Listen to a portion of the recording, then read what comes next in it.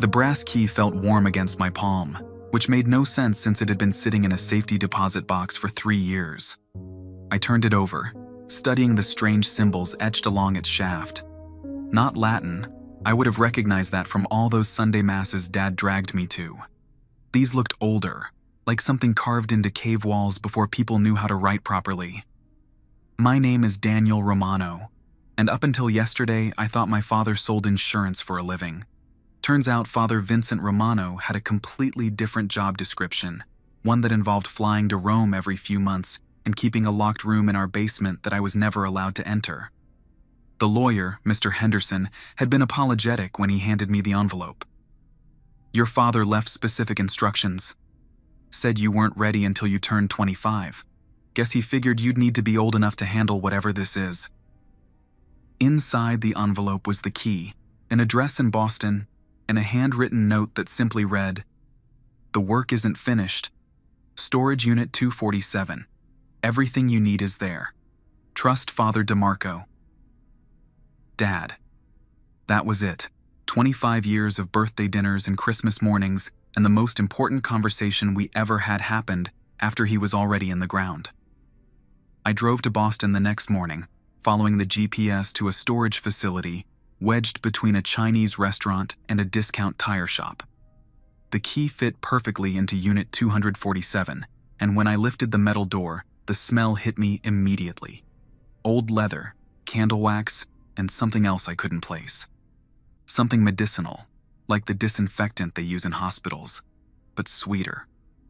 The unit was packed floor to ceiling with wooden crates, each one labeled with dates going back 15 years.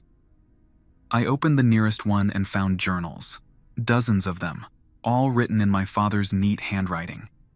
I flipped through the first few pages of one dated 3 years ago. Subject displayed classic signs of oppression. Temperature in the room dropped 11 degrees within minutes. Mrs. Jennifer Walsh reported objects moving on their own for 6 weeks prior to our arrival. Standard protocol applied successfully after 4 hours. My hands shook as I turned the pages. Each entry was clinical, matter of fact, like he was documenting a science experiment. But the things he described, people speaking languages they had never learned, furniture sliding across rooms, grown adults suddenly unable to remember their own names for days at a time. I grabbed another journal, this one from 7 years ago.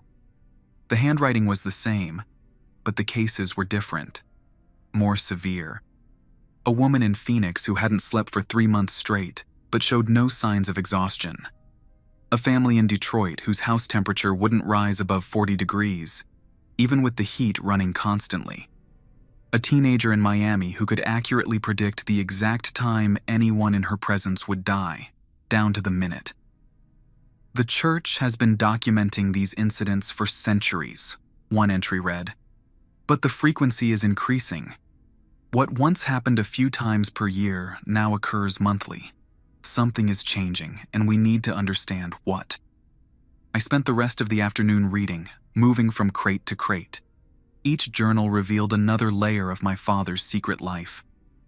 There were expense reports for flights to cities I didn't even know he had visited. Hotel receipts from places like Baton Rouge, Spokane, and Albuquerque. Equipment purchase orders for items with names I couldn't pronounce. Electromagnetic field detectors, thermal imaging cameras, something called a spectral analysis device. The journals painted a picture of my father I had never seen. He wasn't just a weekend Catholic who complained about the priest's sermons being too long. He was part of something bigger, something that required him to travel across the country dealing with situations that sounded like movie plots. But what struck me most was his writing style. These weren't the ramblings of someone who had lost touch with reality. They were methodical, scientific, filled with measurements and observations. He approached each case like a researcher, documenting temperature changes, electromagnetic readings, behavioral patterns. Whatever he was investigating, he was treating it with the same rigor as a laboratory experiment. But the most disturbing entries weren't about the cases themselves. They were about what happened afterward. Subject retained no memory of the incident.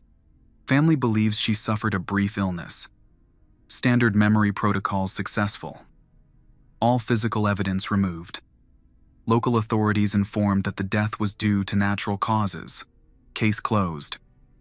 Witnesses relocated, new identities provided, cover story implemented successfully. The church wasn't just investigating these incidents, they were covering them up, erasing them from public record, making sure no one would ever know what really happened. And my father had been part of that system for years. As the sun started to set, I found what I was looking for. A crate labeled Current Case Files, with dates from just 2 months before Dad died. Inside were 3 thick folders, each one marked with a red stamp that read, Priority Level Alpha. The first folder contained photographs that made my stomach turn. A house in Salem where every mirror had cracked in an identical pattern, creating the same symbol on each reflective surface. A woman in Burlington whose skin had developed raised marks that spelled out words in a language no translator could identify. A family in Hartford whose youngest child had been drawing the same picture every day for 8 months. A detailed architectural blueprint of a building that didn't exist. But it was the third folder that made me understand why Dad had waited until I was 25 to leave me this inheritance. The cover page had a single name written across the top, Daniel Romano. Inside were photographs of me, recent ones. Me leaving my apartment, me at work, me buying groceries. Someone had been watching me for months, documenting my daily routine with the thoroughness of a private investigator. But these weren't surveillance photos taken from a distance. These were close-ups, shot from angles that should have been impossible without me noticing.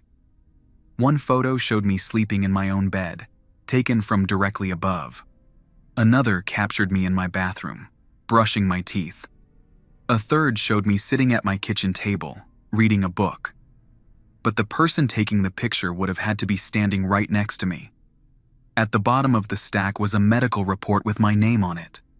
Blood work, brain scans, genetic testing, all done without my knowledge or consent. The results were highlighted in yellow, with handwritten notes in the margins. Subject shows genetic markers consistent with sensitivity. Bloodline traces back to documented cases from 1800s Italian records. Preliminary testing suggests inherited capability, currently dormant. Recommend immediate observation and preparation for recruitment. I sat in the storage unit until well after dark, reading and rereading the file. My father hadn't just worked for the church's supernatural investigation department. He had been preparing me to take his place, studying me like a lab rat to determine if I had inherited whatever genetic quirk made him useful to them. The last document in the folder was a letter addressed to me, sealed in an envelope with yesterday's date written on it. Daniel, it began. If you're reading this, then you found my real work, and you know why I kept it from you. The truth is, I never wanted this life for myself, and I certainly didn't want it for you. But the work chooses us, not the other way around. The cases I documented represent only a fraction of what's happening. The incidents are becoming more frequent and more severe. The church has theories about why, but no real answers. What we do know is that certain people have the ability to detect and interact with these phenomena in ways others cannot. Your bloodline carries this ability. It manifests differently in each generation, but it always manifests. In my grandfather, it was the ability to sense when these incidents were about to occur. In my father, it was immunity to their effects. In me, it was the capacity to end them. I don't know what form it will take in you, but I know it's there. The testing confirms it. You have the genetic markers, the brain structure, the family history. The church has been waiting for you to come of age so they can begin your training. But here's what they don't know. I've been preparing for this moment for years. Everything in this storage unit represents 20 years of careful documentation, not just of the cases themselves, but of the church's methods, their protocols, their cover-up procedures. I've been building a complete record of their operations. You have a choice to make, son. You can contact Father Ricci at the number included in this envelope and allow yourself to be recruited into their organization. You'll receive training, resources, and support. You'll help people who are experiencing things they can't understand. But you'll also become part of their cover-up machine, helping to bury evidence and erase memories. Or you can use what I've left you to expose the truth. The documents in this unit represent proof that these phenomena are real, and that the church has been hiding them from the public for decades. You could take this to journalists, researchers, anyone who would listen. Either way, you won't be able to ignore what you are much longer. The ability is already starting to manifest. You've probably noticed small things, dreams that feel too real, moments where you know things you shouldn't know, times when electronic devices malfunction around you for no apparent reason. I'm sorry I couldn't prepare you for this in person. I'm sorry I had to lie to you for so many years, but I wanted you to have as normal a childhood as possible before this responsibility fell on your shoulders. Whatever you decide, know that I'm proud of you, and know that the work, whatever form it takes, is important. These phenomena are real, and they affect real people. Someone needs to help them, whether that's through the church's established system or through some other means you create. The choice is yours, but choose quickly. They've been watching you, and they won't wait much longer. Love, Dad. P.S. Check Unit 248. I rented it under your name. You'll find something there that might help you decide. I sat in the silence of the storage facility for a long time after finishing the letter. 25 years of normal life, and now I was supposed to choose between joining a secret church organization or exposing them to the world. No pressure. But Dad was right about one thing. I had been noticing small things. Dreams where I walked through places I had never been, but that felt familiar. Moments where I would know exactly what someone was about to say before they said it. Electronics that would glitch or shut down when I was stressed or angry. I had always assumed these were coincidences, the kind of weird little things that happen to everyone. But now they felt different. They felt like symptoms. Unit 248 was directly next to 247, and when I used the key to open it, I found something completely unexpected. It wasn't another collection of documents or case files. It was a workshop. Workbenches lined the walls, covered with tools and equipment I didn't recognize. Microscopes, spectrometers, computers with software I had never seen. In the center of the room was a metal table with restraint straps, like something from a medical examination room. But what caught my attention was the wall of photographs. Hundreds of them, pinned to a large corkboard. They showed the same symbol, over and over again. The symbol I had seen in the first folder, the one that had appeared in the cracked mirrors. The equipment in the workshop was unlike anything I had seen before. Dad had modified standard scientific instruments, adding components that seemed to serve no obvious purpose. A digital thermometer with copper wiring wrapped around the sensor, an electromagnetic field detector with small mirrors attached to the display screen, a laptop computer with what looked like religious medallions taped to the keyboard. According to his notes, these modifications weren't random. They were based on decades of experimentation, finding ways to measure phenomena that traditional science couldn't detect. The copper wiring helped stabilize temperature readings in environments where spiritual activity caused rapid fluctuations. The mirrors on the EMF detector reflected energy signatures that were otherwise invisible to electronic sensors. The medallions on the laptop created a kind of protective barrier that prevented supernatural interference with digital data. He had also developed techniques that weren't in any church manual, methods for communicating with entities without formal exorcism rituals, ways to negotiate peaceful resolutions instead of forced removals, protocols for helping people understand and integrate their experiences rather than forgetting them entirely. One shelf contained dozens of audio recordings, each one labeled with a date and location. I played a few at random and heard conversations between Dad and various entities. Not the dramatic confrontations I had expected, but calm discussions that sounded more like therapy sessions than supernatural battles. "I understand you're frustrated," Dad's voice said on one recording. "You've been trying to communicate with Mrs. Patterson for months, but she can't hear you the way you need her to. Let's find a different approach." The entity's response was barely audible, more like a whisper of wind than actual speech, but Dad seemed to understand it perfectly. "Yes, I know the house holds significance for you, but causing the temperature to drop isn't helping anyone. Mrs. Patterson is scared, and scared people don't listen well. What if we tried something less dramatic?" The conversation continued for nearly an hour, with Dad patiently working out a compromise that would allow the entity to communicate its message without terrorizing the homeowner. It was problem solving, not warfare. Counseling, not conquest. Each photograph was labeled with a location and date. The earliest ones were from 15 years ago, scattered across different states. But as the dates got more recent, the locations got closer together, all within a 100-mile radius of Boston, all within the last 2 years. And at the center of the board was a map with red pins marking each location. The pins formed a perfect circle around Boston, with my apartment building sitting exactly in the center. I spent the night in that storage unit, reading through everything my father had left me. As the hours passed, I began to understand not just what he had been doing, but why he had hidden it from me for so long. There were personal notes scattered throughout the journals, observations about the toll this work took on the people who did it. "Another investigator transferred out today," one entry read, "says he can't handle the isolation anymore. You can't tell anyone what you do for a living. Can't explain why you're gone for weeks at a time. Can't share the burden of what you've seen. The divorce rate in our department is 90%. Another note, written just after my high school graduation.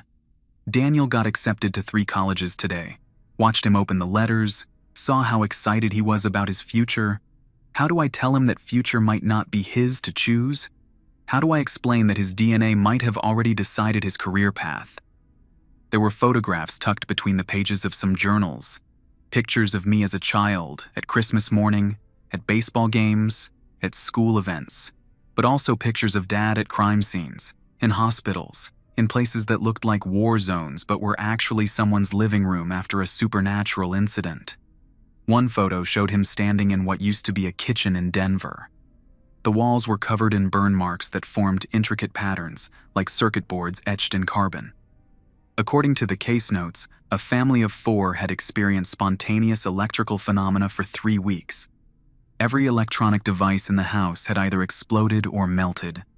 The parents had been hospitalized with electrical burns, and the children had been temporarily placed in protective custody. Dad had solved the case, helped the family, restored their home and their memories. But the photo showed him afterward, sitting on the front steps of the house, looking older than his years, exhausted, haunted.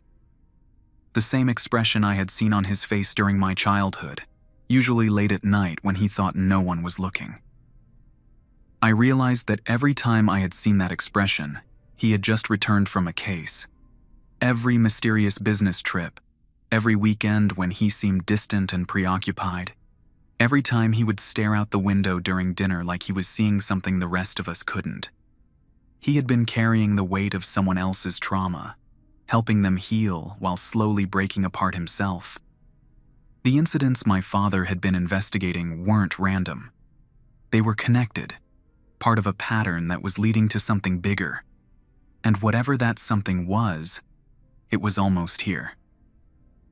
I had a choice to make, just like Dad said. But looking at that map, seeing the way everything pointed toward my own address, I realized the choice had already been made for me. The work wasn't finished, and like it or not, I was about to become part of it. I called Father DeMarco at 6 in the morning. "Daniel," he said before I even introduced myself. His voice carried a slight Italian accent, warm but tired. "I've been expecting your call. How much did you find?" "Everything," I said. The journals, the case files, the workshop, all of it. Ah, your father was very thorough. Are you at the storage facility now? Yes. Good, don't leave, I'm 20 minutes away. Father DeMarco arrived in a black sedan that looked like every government car I had ever seen in movies. He was younger than I expected, maybe 40, with graying hair and the kind of calm expression that suggested he had seen things that would make most people run screaming. Your father spoke of you often, he said as we shook hands. He was very proud, but also very worried. He knew this day would come, but he hoped it would be later. The letter said I have a choice, I said.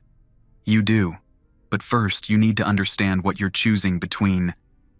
He led me back into Unit 248, moving with the familiarity of someone who had been there before. Your father built this workshop to study the phenomena independently. The church has its own facilities, of course, but Giuseppe wanted to conduct his own research. He suspected that the official investigations weren't telling the complete story. What did he find? Father DeMarco walked to the map on the wall, studying the pattern of red pins. The incidents aren't random, as you've probably figured out. They're part of a sequence, building towards something specific. Your father spent years tracking the pattern, trying to predict where it would lead. It leads here, I said, pointing to the pin marking my apartment. To me. Yes, but not in the way you might think. He turned to face me. These incidents aren't targeting you, Marcus. They're preparing for you. He pulled out a tablet and showed me a timeline. Each incident was marked with a date and location, creating a visual map of the progression I had read about in the journals. Every case your father investigated involved people who had abilities similar to yours, the genetic markers, the sensitivity to these phenomena. But in each case, something went wrong. The abilities manifested too early, too suddenly, without proper preparation or understanding. What happened to them? Some died. Others lost their sanity. A few simply disappeared, and we never found out what became of them. But all of them had one thing in common. They tried to handle their abilities alone, without guidance or training. Father DeMarco sat down on one of the workbenches. The church has been studying these abilities for centuries. We've developed methods for safely managing the manifestation process, techniques for controlling and directing the capabilities once they emerge, but it requires careful preparation and close supervision. And if I refuse, then you'll go through the manifestation process on your own, without support or understanding. Based on what we've observed in similar cases, you have perhaps 6 months before the abilities fully emerge. During that time, you'll experience increasingly severe symptoms, hallucinations, loss of time, difficulty distinguishing between reality and whatever dimension these phenomena originate from. He showed me more photographs from the case files. People who looked like they hadn't slept in weeks, their eyes wide and unfocused. Medical reports describing seizures, psychological breaks, complete personality changes. This is what happens when the manifestation process goes wrong, he said. And it goes wrong in about 80% of cases where the subject tries to handle it alone. I studied the photographs, trying to imagine myself looking like that in 6 months. What exactly would the church training involve? 6 months at a facility in Rome. You would learn to control the abilities as they manifest, understand their limitations and applications. After that, you would be assigned to investigation teams like your father's. The work is difficult, but it's important, and it's the safest way to manage what's happening to you. And the cover-ups? The memory erasures? Father DeMarco sighed. A necessary evil, I'm afraid. The general public isn't ready for the truth about these phenomena. If word got out, it would cause panic, make our job infinitely more difficult. People would see supernatural activity everywhere, real or imagined. The hoaxes and false reports would make it nearly impossible to identify genuine cases. So you just decide what people get to know about their own lives? We protect them from knowledge that would harm them. The families we help go back to normal lives, free from the trauma of what they experienced. Isn't that better than leaving them with memories that would haunt them forever? I wanted to argue, but I had read the case files. I had seen the descriptions of what these people went through. Maybe forgetting was a mercy. "There's something else," Father DeMarco said. "Something your father discovered in his final months that he didn't include in the official reports." He led me to a locked cabinet in the corner of the workshop. Inside were more journals, these ones written in a shorthand code that took me a few minutes to decipher.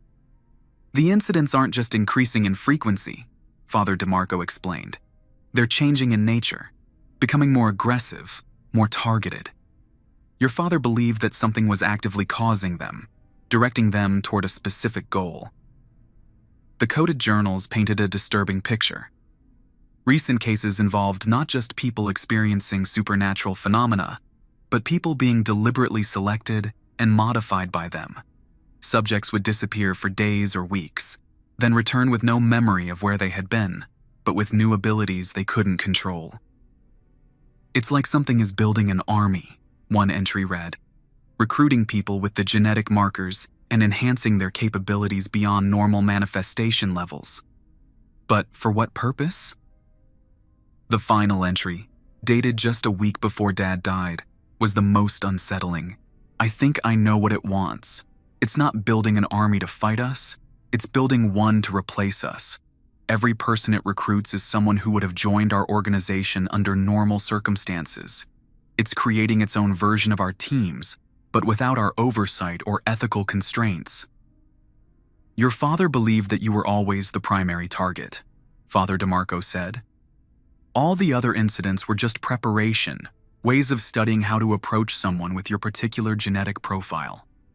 He thought that whatever is behind this has been planning your recruitment for years." "Recruitment for what?" "We don't know.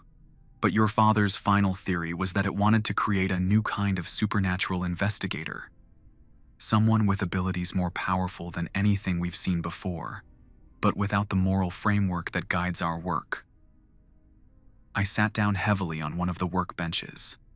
"So, my choices are, join the church or get recruited by some supernatural entity that wants to use me for unknown purposes. Unless you have a third option in mind?"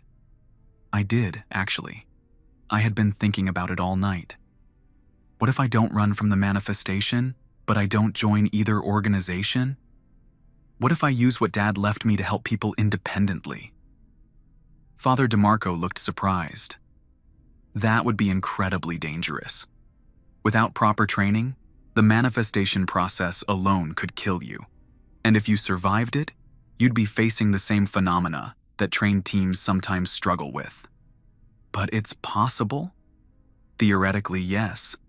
Your father's research was quite comprehensive. If you studied his methods carefully, understood the equipment he built, you might be able to develop your abilities safely, but you would be completely on your own." I stood up and walked to the map on the wall, studying the pattern of pins one more time. Each pin represented people who had needed help, who had experienced things they couldn't understand or control. The church had helped them, but had also erased their memories, hidden the truth, made sure no one would ever know what really happened. "What if people deserve to know the truth?" I said. "What if instead of covering these incidents up, someone worked to document them, study them, help people understand what they experienced?" "The chaos would be enormous," Father DeMarco said. "Society isn't equipped to handle that kind of revelation. Maybe not all at once, but gradually, carefully, with proper explanation and support." I turned to face him. "I want to take a fourth option. I want to use Dad's research to safely manage my own manifestation. Then I want to use his equipment and methods to help people who experience these phenomena, but without the memory erasures or cover-ups. I want to create a support network for people like me, people who have these abilities but don't want to work for either the church or whatever entity is trying to recruit them." Father DeMarco was quiet for a long time. "Your father would be proud," he finally said, and probably terrified. What you're proposing has never been attempted before. Then maybe it's time someone tried. He nodded slowly. If you're determined to do this, I can't stop you, but I can help you. Unofficially, of course. The church would never approve, but I believe in what you're trying to do. Over the next 3 months, Father DeMarco helped me understand my father's research. We worked through the journals together, learning the techniques Dad had developed for safely managing ability manifestation. We tested the equipment he had built, modified some of it, built new tools based on his designs. The manifestation process was exactly as difficult as Father DeMarco had warned. There were weeks when I couldn't sleep, when every electronic device I touched would malfunction, when I would have conversations with people who weren't there. But Dad's methods worked. Slowly, carefully, I learned to control what was happening to me. The first sign had been the dreams. Not nightmares exactly, but vivid experiences that felt more real than my waking life. I would find myself standing in houses I had never visited, watching scenes play out like movies. A woman in Phoenix arguing with someone who wasn't there. A family in Detroit huddled around a space heater in the middle of summer. A teenager in Miami drawing the same architectural blueprint over and over, tears streaming down her face. It took me weeks to realize I wasn't just dreaming about random people. I was seeing the subjects from Dad's case files, experiencing their encounters as if I had been there myself. The ability was manifesting as a form of psychic connection to other people with similar sensitivities. Father DeMarco called it sympathetic resonance. People with our genetic markers were naturally drawn to each other across distance, creating a kind of supernatural network. As my abilities strengthened, I could tap into that network more deliberately, sensing when someone was experiencing phenomena even from hundreds of miles away. The physical symptoms were harder to manage. Electronics would short out when I was stressed. Light bulbs would explode when I lost my temper. I went through 3 laptops in a month before Father DeMarco taught me meditation techniques to control the energy discharge. But the most challenging part was learning to distinguish between my own thoughts and the experiences I was picking up from others. There were days when I would wake up convinced I was a 60-year-old woman in Nebraska or a college student in Oregon. The boundaries between my consciousness and theirs would blur until I couldn't remember which memories belonged to me. The abilities that emerged were unlike anything described in the church files. I could sense supernatural phenomena from miles away, pinpoint their exact location, even determine their nature and intensity, without investigating directly. More importantly, I could communicate with the entities causing them, negotiate with them, sometimes convince them to leave without any kind of confrontation. 6 months after finding the storage units, I opened my own practice. I called it Romano Consulting, and I advertised it as psychological counseling for people experiencing unusual phenomena. No medical degrees or church authorization, just someone who understood what they were going through and could help them make sense of it. The first case came within a week. A woman in Cambridge, whose house had been experiencing temperature fluctuations and unexplained sounds for 2 months. Instead of performing an exorcism or erasing her memories, I spent 3 days teaching her how to communicate with the entity that had taken residence in her basement. It turned out to be a former resident who had died in the house decades earlier and was simply trying to warn the current occupants about a gas leak that the utility company had missed. We fixed the gas leak, helped the spirit move on, and the woman kept all her memories of what had happened. She understood what she had experienced, felt empowered by the knowledge that she had helped solve the problem herself, and wasn't traumatized by having months of her life erased. The second case was more complex. A family in Quincy whose teenage son had started speaking in languages that didn't exist. Not Latin or ancient tongues, but completely invented languages with their own grammar and syntax. The church would have classified it as demonic possession, but I could sense something different. The boy wasn't being controlled by an external entity. He was channeling something, acting as a conduit for information that was trying to reach our world. After 2 weeks of careful investigation, I discovered that the languages he was speaking were actually advanced mathematical concepts expressed in verbal form. The boy had somehow become a receiver for a dimensional broadcast, picking up signals from a place where mathematics was communicated through sound rather than symbols. Once we helped him understand what was happening and taught him to control when he tuned into the signals, he went from being a terrified teenager to a mathematical prodigy who could solve equations that stumped university professors. The third case taught me the importance of the work I was doing. A young mother in Brookline had been experiencing what she described as time gaps. She would be making breakfast and suddenly find herself standing in her garden 3 hours later with no memory of how she got there. Her family was convinced she was having a breakdown, and her doctor wanted to commit her for psychiatric evaluation.